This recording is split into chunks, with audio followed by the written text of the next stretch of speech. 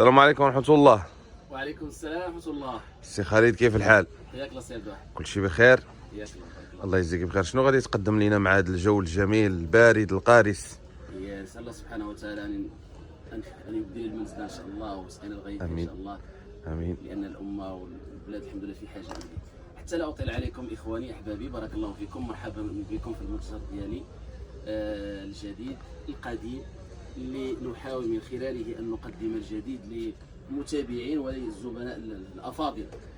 فكيف ما كتشوفوا معنا الآن بمناسبة يعني دخول هذا البرد هذا، كنستعملوا هذا السلهام المغربي الأصيل اللي يغنيك عن تلبس الكبوط، تلبس مجموعة من الملابس. كيف ما كتشوفوا معنا الآن كيتلبس بهذا الشكل هذا، كما كتشوفوا معايا الآن.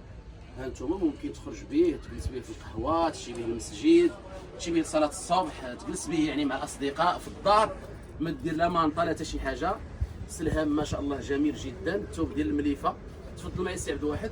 عندنا الحمد لله لوينات كيف ما كتشوفوا معنا الآن، مجموعة من الألوان. عندنا هذا اللوين هذا تبارك الله، شوف تبارك الله، توركواز زويون ما شاء الله. الثوب سميك والخياطة باليد. لوينات الحمد لله كاينه موجوده. اللي بغى شي حاجه يتواصل معايا على الرقم اللي غنحطه ان شاء الله سبحانه وتعالى مع الفيديو.